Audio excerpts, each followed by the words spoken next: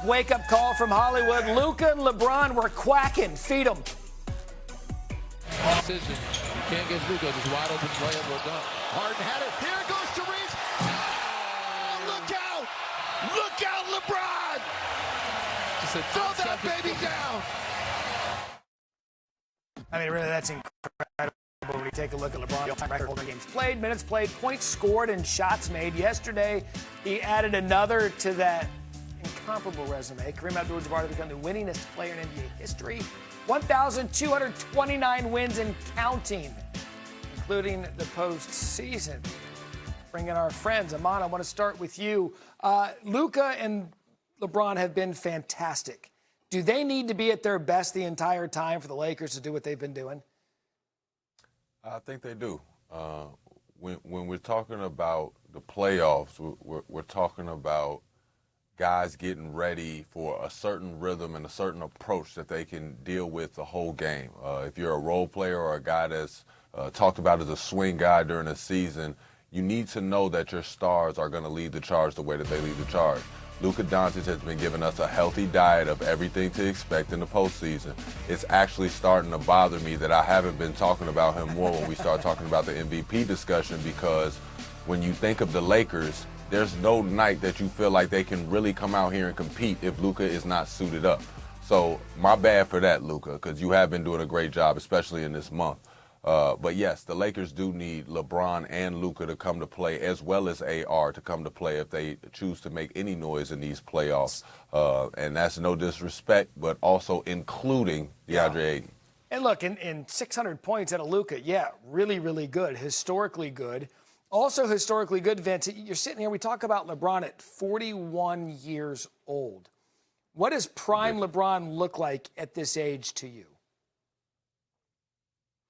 Prime LeBron is gone. Like, that dude no longer exists anymore. But the best of what LeBron has to offer is as a third option, as a facilitator, as the best supercomputer this game probably has ever seen, where his athleticism has waned, his skills and his mindset can sort of bridge the gap. I don't think you want to elevate LeBron to second option to, maximize him even more. I think you want to keep him right where he is, usage behind Austin Reeves, behind Luka, so that way he can take advantage of those matchups.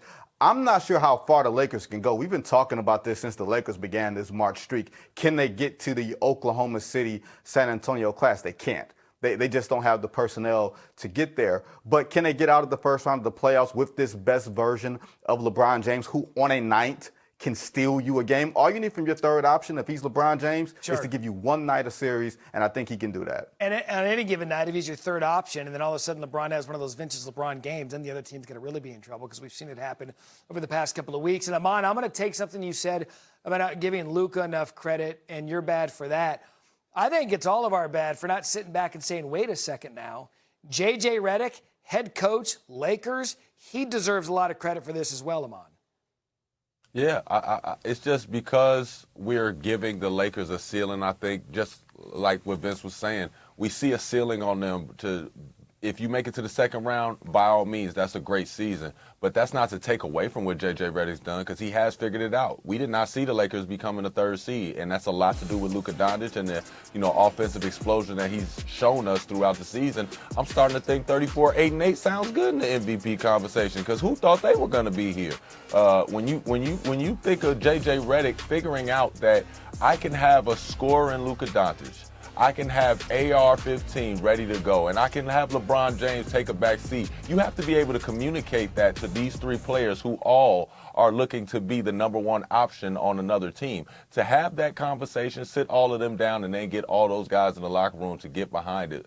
J.J. Redick has done a lot, and we've given him credit, but J.J. Redick, let me put my hands together one more time for you, because I'm glad it ain't my job. Did he get in there? Look, Iman, I love Iman. 34-8-8 sounds great, but let's be honest. The MVP is a higher level of conversation between two players, and that's Big Slim and that's Shai Gilgeous-Alexander. He's going to be on the ballot, but let's slow down.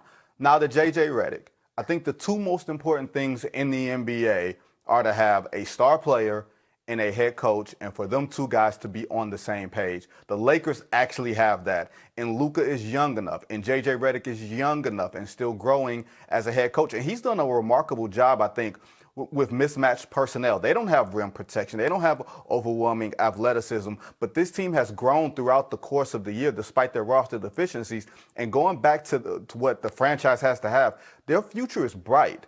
And we can talk about what they're going to do this season. I don't care what they're going to do this season. Who knows where LeBron is going to go after this season? But I think the Lakers are well positioned for their future in such a way that we haven't been able to say since Kobe Bryant and Phil Jackson were the franchise headliners. So foundation has been laid again in L.A., and everything's positive right now in that side of the country.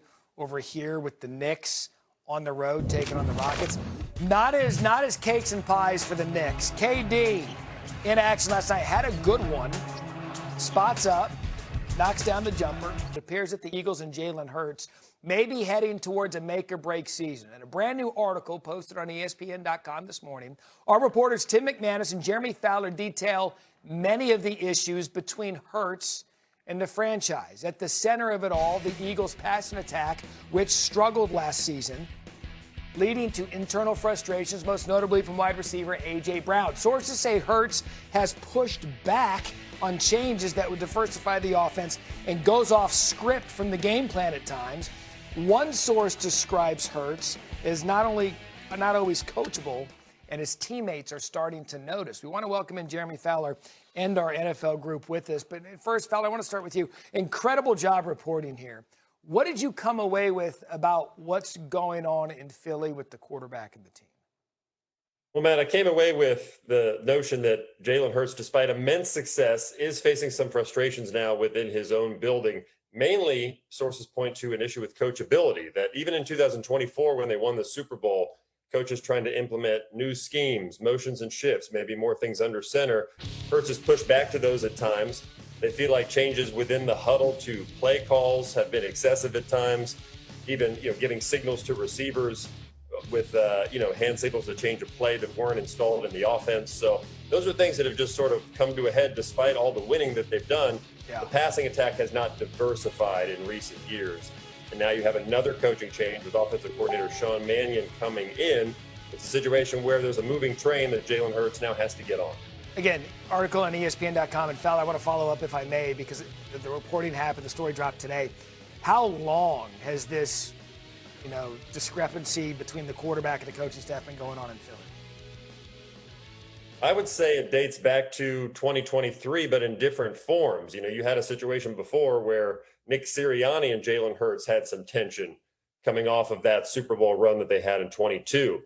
Now it's really more about the product on the field. A.J. Brown and Jalen Hurts,